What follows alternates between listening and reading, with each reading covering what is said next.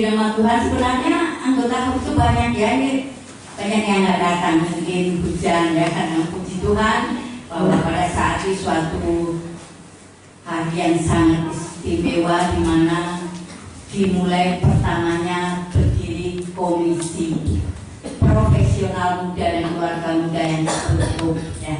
Puji nama Tuhan saudara, bahwa seperti pujian tadi, kasih ilahi ya, sesuai tekanan maksud dalam HUB adalah kasih ya.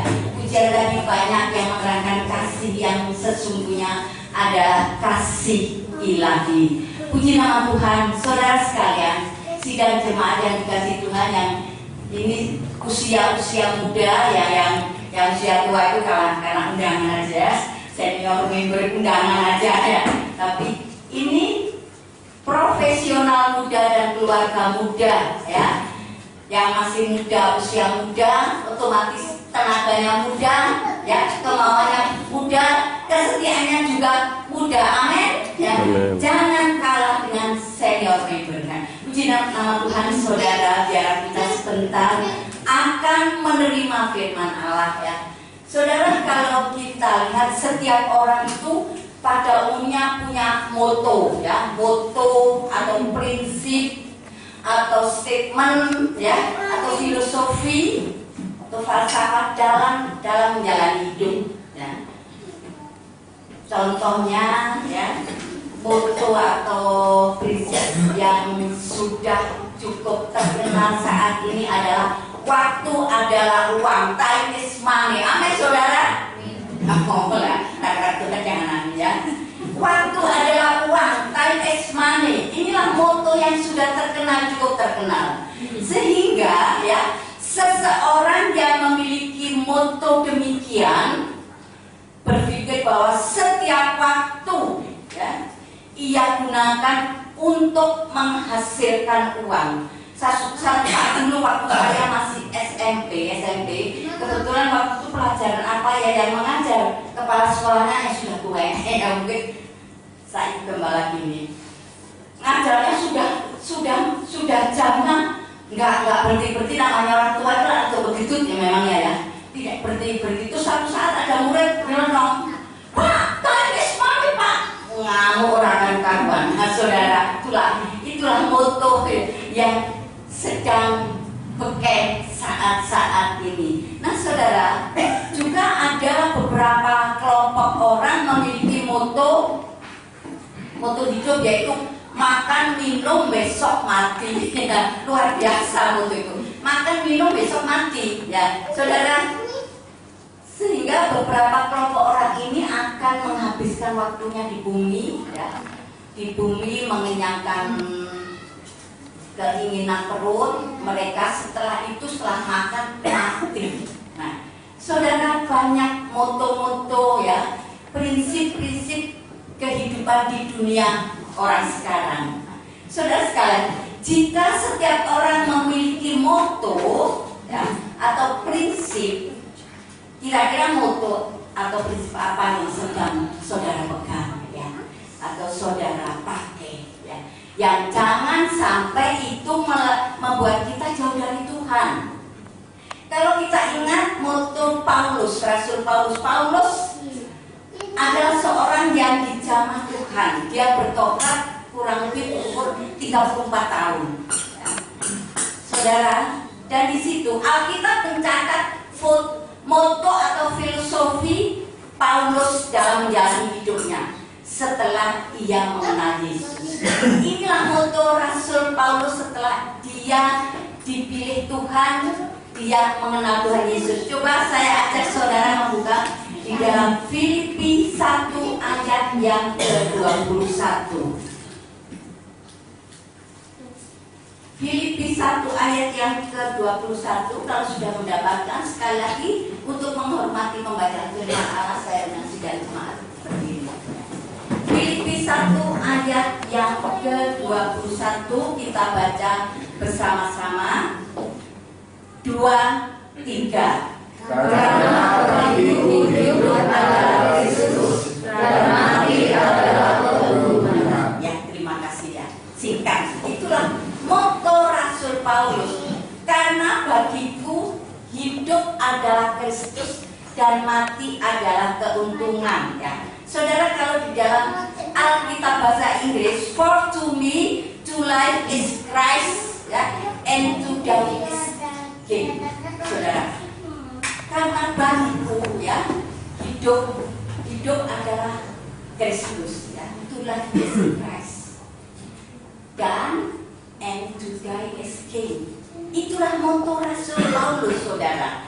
Ini juga merupakan ayat emas seorang anak Tuhan atau seorang profesional muda yang hebat. Moto ini, ayo siapa tahu? Ya, ini merupakan moto seorang anak Tuhan, ya, seorang profesional muda yang hebat sekali, ya, yang sampai saat ini namanya luar biasa. Siapa tahu tak? Ahok. Sama? Ahok. Wah, kasih kotak ini. Ahok, ya, Insinyur Basuki Cahayapurnama. Inilah moto Bapak Ahok. Orang yang terkenal sampai sekarang, walaupun saat ini beliaunya ada dalam penjara, ya. Dia tidak melakukan kesalahan. Nah, saudara, seharusnya moto ini menjadi moto setiap pengikut Kristus, saudara dan saya, ya. Sehingga apapun yang terjadi, kalau kita memiliki moto ini, sehingga sekali Yesus tetap Yesus. Amin, saudara. Apapun yang ada di depan kita, apapun yang menghadang kita, saudara. Dan kematian bukan lagi menakutkan, ya, melainkan menguntungkan, seperti Rasul Paulus tadi katakan, ya. Saudara, hidup adalah Kristus, mati adalah keuntungan. Ini merupakan satu kesatuan, ya. Hidup adalah Kristus, mati adalah keuntungan. Ini merupakan satu kesatuan. Artinya, kalau selama hidup, ya, moto kita hidup adalah Kristus, maka setelah kematian kita menikmati keuntungan besar, ya. Inilah yang menjadikan moto Rasul Paulus. Saudara, hidup adalah Kristus, tadi dikatakan dalam Filipi 1 ayat yang ke-21. Karena bagiku hidup adalah Kristus. Saudara, hidup adalah Kristus di sini memiliki 3 arti, ya. Hidup adalah Kristus memiliki 3 arti. Yang pertama, percaya kepada Yesus. Saudara, percaya tidak cukup hanya percaya saja, ya, sehingga saya percaya kepada Tuhan Yesus sehingga menjadi bukti bahwa hidup saya ini adalah Kristus, ya. Saudara, bahwa ini tidak menjadi bukti bahwa orang tersebut hidup di dalam Kristus kalau hanya sekedar percaya bahwa hidup orang tersebut adalah Kristus. Tidak menjadi bukti kalau hanya sekedar percaya. Hidup dalam Kristus yang arti yang sebenarnya adalah dalam kehidupan orang itu mau menyangkal diri, ya, mau memikul salib, mau mengikut Yesus. Itulah hidup di dalam Kristus. Saudara sekalian, inilah yang pertama tadi, hidup adalah Kristus, percaya kepada Yesus. Dan yang kedua, yang dimaksud hidup adalah Kristus, yang kedua adalah seperti yang saya katakan tadi, bahwa hidup kita mau menyangkal diri, ya, mau memikul salib dan mengikut Yesus. Di dalam Injil Matius dituliskan, Matius 16 ayat yang ke-24. Matius 16 ayat yang ke-24.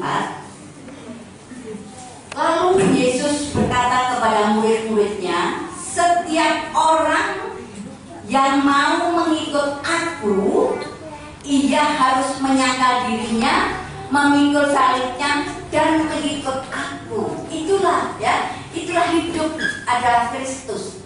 Kedua, menyangkal diri, memikul salib, dan mengikut Yesus, mengikut Kristus. Saudara sekalian, setelah percaya kepada Yesus, hidup kita berubah lebih baik. Itu memang harus ya. Kalau sudah mengikuti Yesus, hidup kita harus berubah lebih baik ya.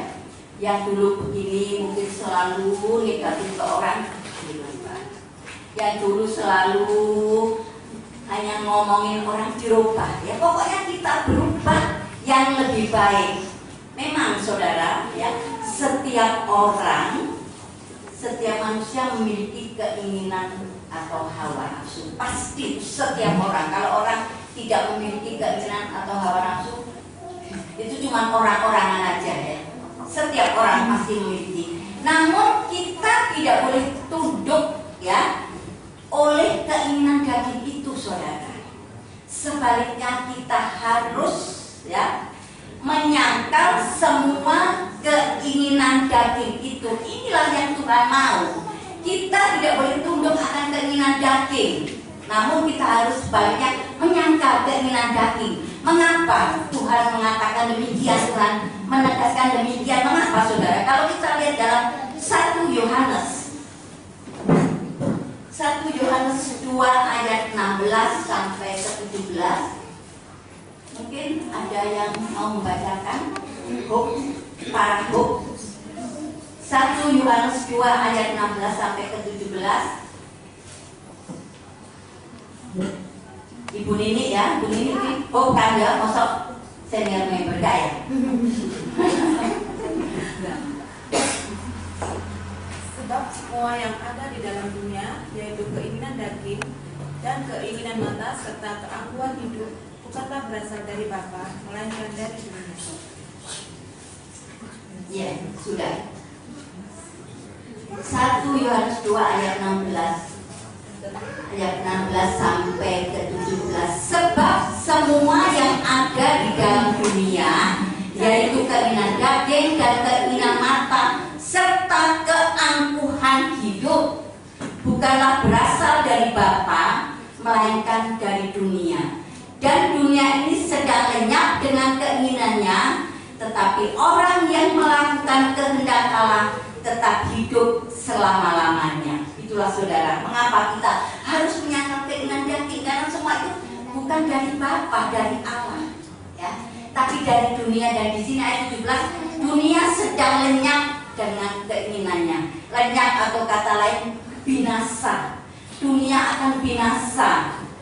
Jadi saudara, kesimpulan dari ayat ini, jika seseorang percaya kepada Yesus namun hidupnya tidak mau menyangkal diri, orang tersebut menuju kebinasaan.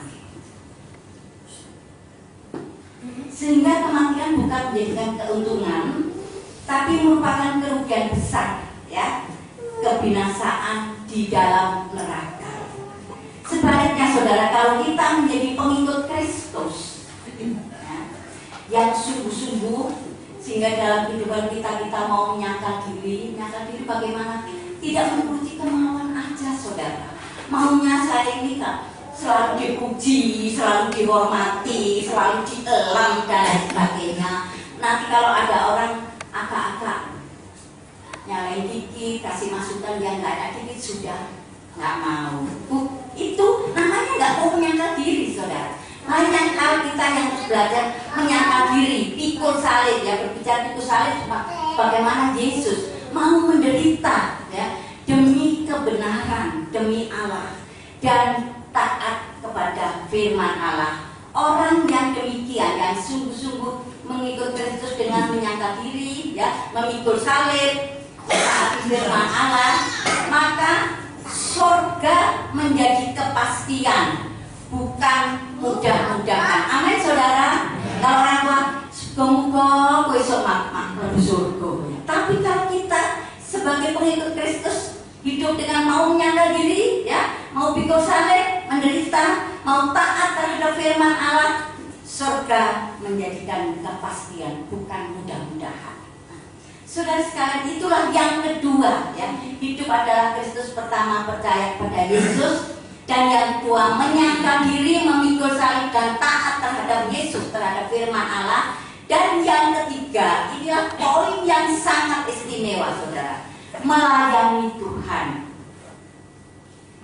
Saudara, ini poin yang istimewa. Melayani bukan, yo budakku kayak kok baik, aku terus kok bukan itu saja pelayanan. Makanya di sini lebih ditertibkan, saudara. Kita tugasnya agak banyak ya. Terus siapa yang mau mengambil pelayanan ya? Bersihkan gereja dan lain sebagainya. Soal mimbar itu memang sudah Tuhan yang menentukan ya. Ini ya, melayani Tuhan inilah poin yang istimewa ya. Karena jika seseorang melakukan poin ini melayani Tuhan akan menerima keuntungan di surga. Inilah yang memotivasi Rasul Paulus untuk menerapkan moto bahwa hidup adalah Kristus dan mati adalah keuntungan. Melayani ya, melayani Tuhan jangan pilih-pilih saudara ya. Apa yang telah dipercaya Tuhan ya di gereja lewat hambanya itu kita lakukan dengan baik. Saudara, seperti yang sekarang digalakan, siapa yang mau ngambil bagian dalam pelayanan bersihkan gereja ya. Meskipun lansia nggak apa-apa, lansia masa kalau di rumah senior member masa di rumah tengok-tengok tok akan dilatihkan kasih ya. Gak masa bisa, nyapu bisa ya, damprat suami ya bisa, marahin istri ya bisa ya. Lansia juga ngambil bagian, terlebih profesional muda harus mengambil bagian. Nanti ibu tangga nggak mungkin kok jangan berubah kita bagian ini ngepel, nggak mungkin ya saudara. Melayani itu melayani banyak, bukan sekedar di mimbar ya. Melayani Tuhan seperti itu tadi. Nah saudara sekalian, akan saya nyelami bukan bahasa Indonesia apa sih? Saya sebentar ya, kalau seperti yang saya umumkan kemarin ya di waktu doa, saya umumkan bahwa minggu besok ini ada pendeta Yoswinanda yang akan melayani. Ini bukan berarti saya seenaknya. Saya sudah jauh lebih dahulu minta telepon ke ketua MB ya, Majelis Wilayah Pendeta Daniel Sutistion itu. Jadi dalam nanti jaga ada itu. Memang saya dulu pernah kalau bisa minta Pak Yos gimana ya kok lama sekali, memang dulu guru saya ya. Kebetulan beliaunya minggu kemarin ya, minggu ini dia ada di Jogja di Hotel Ambaropa yang dimana Bapak dia kerja ya.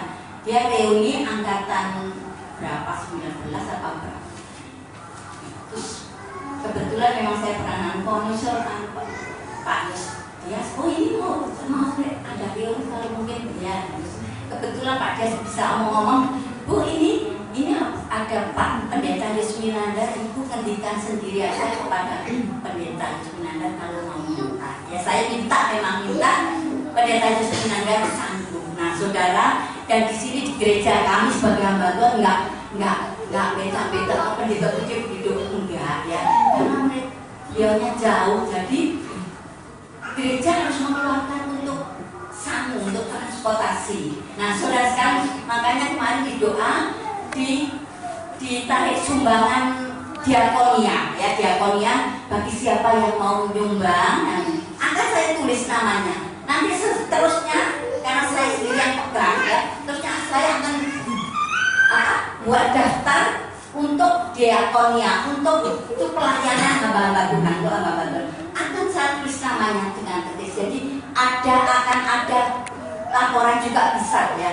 Juga saat ini darurat ya, dalam minggu ini, maka itu saya minta siapa yang tergerak menyumbang diakonia ya. Saya sudah menerima dari beberapa orang ya, sudah 5 orang. Oke. Ini saya catat jangan.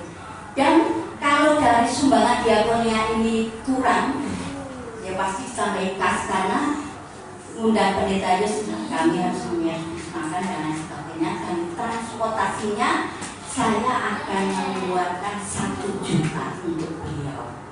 Dan bulan depan minggu ketiga ya bagi saya itu saya sudah memang sebelumnya sudah minta ketua wilayah. Nah saudara, inilah maka ini termasuk melayani saudara. Jangan yang lain melayani tak ameles saudara ya. Mari kita dengan apa yang saya katakan untuk sumbangan diakonia itu pasti Tuhan akan memberkati. Amin saudara. Kami sudah menerima 3 amplop dananya. Saya catat, jangan khawatir kalau suatu tanya nanti seterusnya diakonia saya akan memberikan data itu dengan jelas, dengan nama, jumlah dan lain sebagainya. Itu untuk pekerjaan Tuhan dan Tuhan tidak akan tinggal diam. Amin saudara. Melayani Tuhan apapun. Nanti saudara kalau tergerak terus seketika sekarang boleh, nanti saya catat, saya bawa kertas sama border untuk mencari sumbangan. Kalau yang sudah amplop tetap belum saya buka karena ada namanya. Kemarin waktu doa saya juga menerima dari salah satu ibu amplop. Sebelumnya 2 hari yang lalu saya menerima juga dari Bapak. Juga kebetulan saudara kenal ya, kalau ada acara apa-apa dokter Ibu Dewi Limba. Ya saudara, itulah saya belum terbuka. Nanti kalau saudara tergerak provocation, ya saya bawa notes sama bolpoin, nanti saya catat namanya. Amin saudara. Itulah melayani ya, melayani. Saudara, inilah motto Rasul Paulus bahwa hidup adalah Kristus dan mati adalah keuntungan ya. Sebab arti hidup dalam Kristus inilah yang dimau Tuhan ya, yang dikehendaki Tuhan dalam Filipi 1 tadi. Filipi 1 ayat yang ke-22a. Inilah arti hidup dalam Kristus. Filipi 1 ayat yang ke-22a. WL-nya baca ya salah satu, Ibu Dias atau Ibu Joyce. Filipi 1 ayat 22a. Tetapi jika aku harus hidup di dunia ini, itu berarti bagiku bekerja memberi buah. Ya. Inilah arti dalam Kristus ya. Bekerja di dunia ini memberi ya, menghasilkan buah. Kita sebagai orang Kristen harus menghasilkan buah saudara. Ya. Harus menghasilkan buah. Jangan menjadi orang Kristen sebaliknya menjadikan buah orang lain. Nanti ada kelompok yang besar ya, yang besar bubar karena salah di dalam kita melayani. Kalau kita melayani dengan kasih saudara, apapun sekali Yesus tetap Yesus. Amin. Sehingga kita dalam melayani Tuhan, apapun yang dipercaya Allah pada saudara, kita tidak terpengaruh siapa dan apapun juga. Amin saudara. Tidak terpengaruh itu, tapi kita maju di dalam Yesus ya. Jangan sampai kita lemah di dalam Dia. Kita sendiri yang akan rugi saudara. Kalau Tuhan Yesus cuek aja, kamu lemah cuek aja, tapi kita yang rugi. Nah saudara sekalian, inilah ya, hidup dalam Kristus harus mengeluarkan buah. Inilah hidup dalam Kristus artinya untuk bisa mengeluarkan buah saudara ya. Kita harus mengalahkan keinginan daging, keinginan dunia, dan keangkuhan hidup. Ya, manusia itu memang punya karakter yang angkuh. Aku itu gembala ini, apa saya naku, saudara. Keangkuhan hidup. Nah, saudara sekalian, dari ketiga poin tadi ya, hidup adalah Kristus, percaya kepada Yesus, ya, mau menyangkal diri, taat dan memikul salib, juga melayani Tuhan. Ya. Dari ketiga poin ini di mana posisi kita? Ya. Sebagai pelayan-pelayan Tuhan, apa menjadi pelayan yang sungguh-sungguh, yang kasih, yang melakukan kasih yang ilahi. Ya. Bukan kasih manusia, kasih ilahi. Kalau kasih manusia pilih-pilih, saudara, ini semua orang itu kasih ya. Tapi kasih ilahi, ya. Coba di mana posisi kita dalam Efesus 2 ayat yang 19. Inilah yang saya diberi oleh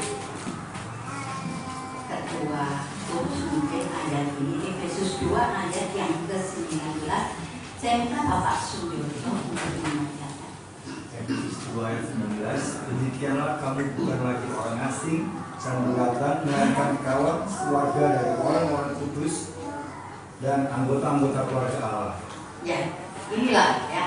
Inilah posisi kita sebagai anak-anak Tuhan yang telah dipilih Allah, sebagai hopes, ya, profesional muda dan keluarga muda yang saat ini mulai terbentuk. Ya.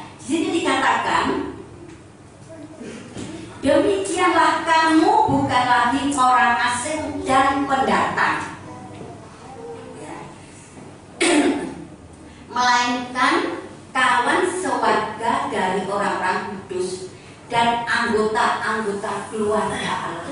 Inilah posisi saudara, ya. Inilah saudara dibentuk komisi baru yang baru sekarang dibuka, profesional muda dan keluarga muda.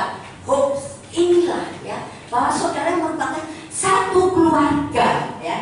Satu keluarga. Namanya keluarga itu harus saling mengasihi. Di sini keluarga Allah, kasih kita harus dinyatakan seperti kasih Allah, bukan kasih pribadi kita masing-masing. Pokoknya kita senang, kita senang, kita sayang. Bukan demikian, saudara, ya. Di dalam Kristus kita menjadi manusia baru dan disatukan dalam persekutuan keluarga Allah seperti saat ini, ya.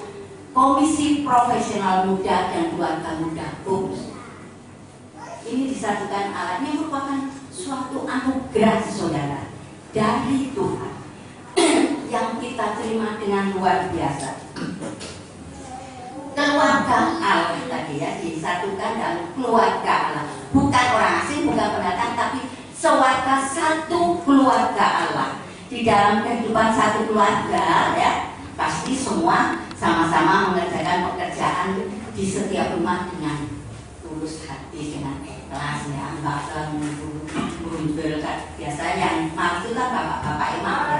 Kalau bapak sini enggak mungkin, bapak saya itu ya enggak harus bapak saya. Keluarga pasti, ya, bekerja otomatis enggak otomatis, ya. Kalau kebetulan saya di keluarganya bapak saya di keluarga dari masing-masing otomatis saya perempuan dapur masak, nah, jadi ini yang perlu yang di dalam membuat rumah tempat karo mobil.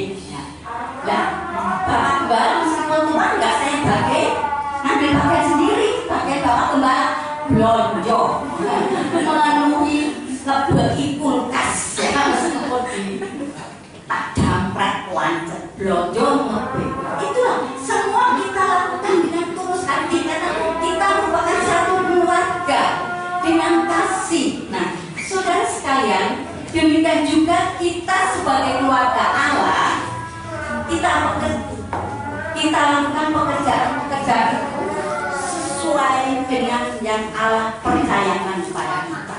Nah, saudara sekalian, apa yang Allah percayakan kepada kita? Jangan semua aku ya sebagai itu aku mau aku pokoknya aku cuman aku mau melayani. Nah, itu repot, saudara. Itu bukan kasih ilahi, ya, saudara. Mau aku tersinggung ngomongan wong itu aku mau. Saudara, nggak sekarang tuh banyak dulu itu dari dulu, ya. Sing orang itu buka bahasa saya pernah itu banyak kok banyak. Pengutin nyelentik, saya pernah tuting ini pernah, saudara. Udah biasa. Jadi segojangan sebagai hamba Tuhan kalau di elek-elek jemaat, amin. Tapi cuma sekarang enggak gebes dan luar biasa. Nah, saudara sekalian, itu pelayanan apapun. Sekali Yesus tetap disucikan, mau habis tersinggung ngomongin mau terlepen. Nah, saudara, itu berarti dalam pelayanan kita melayani tidak disertai dengan kasih ilahi. Nah, saudara sekalian, maka kita sebagai keluarga Allah melakukan pekerjaan sesuai yang Allah percayakan, ya, dengan kasih.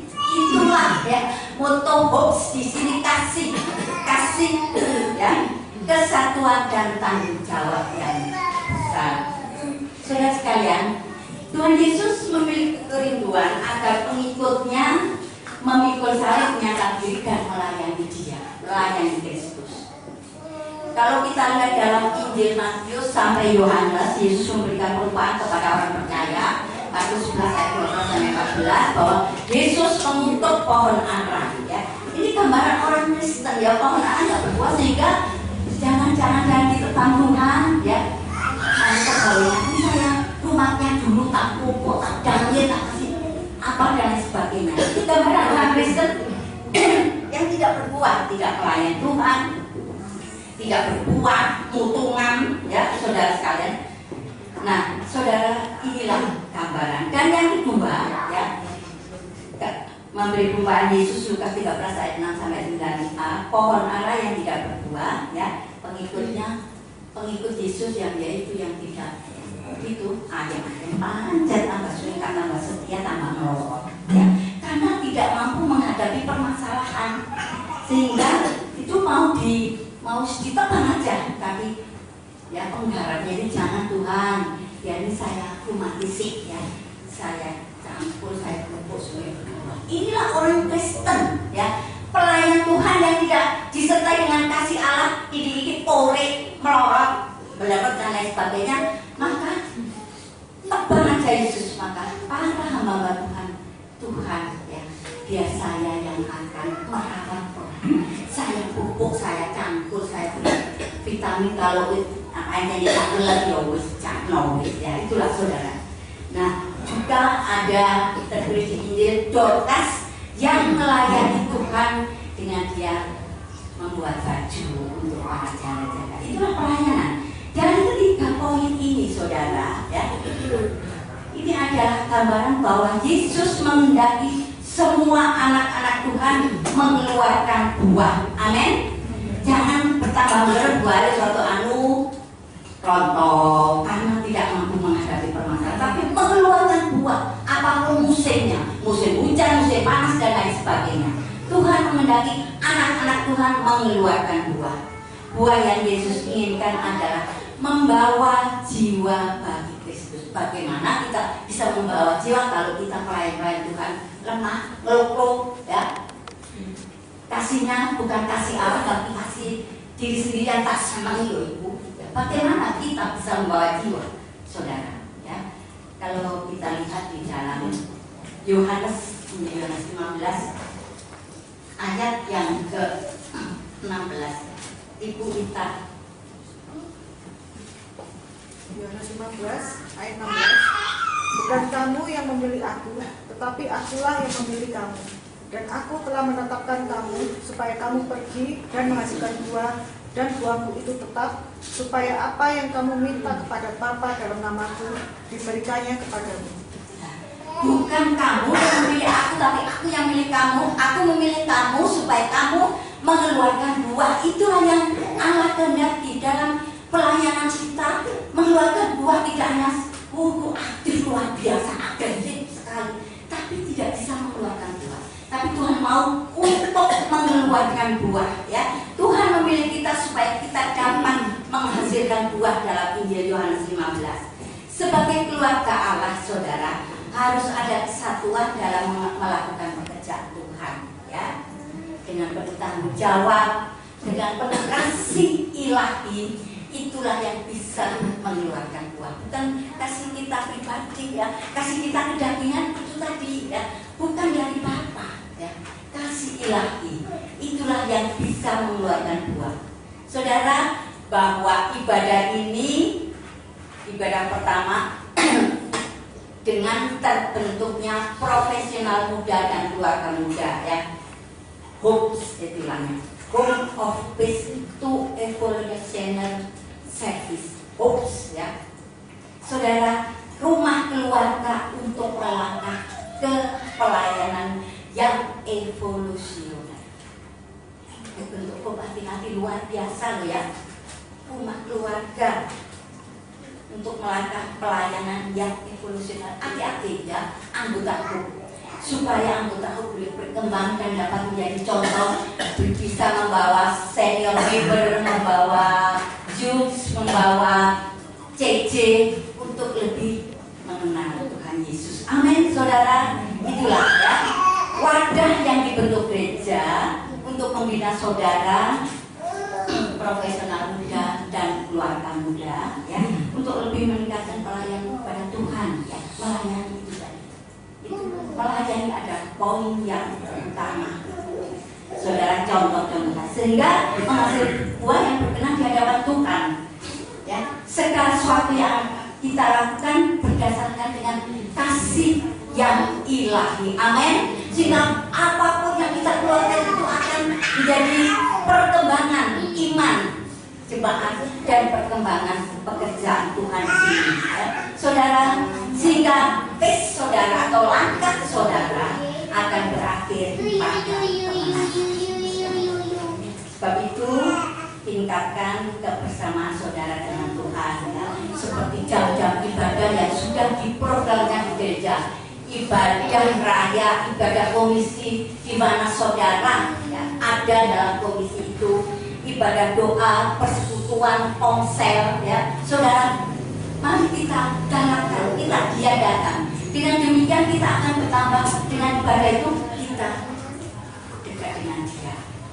Dan otomatis kalau kita setiap datang, setiap ibadah raya, ibadah komisi sesuai di mana saudara komisi ya, doa, persekutuan, konsel, dengan sendirinya selain kita selalu datang kepada Tuhan, bertemu dengan Yesus, kita bisa bertemu satu dengan yang lain, saudara ya. Bisa ada keakraban, bisa saling mengerti. Oh, Pak Israel ini, Pak ini, jadi bukan untuk menuntut menyalahkan orang, tapi saling mengerti ya.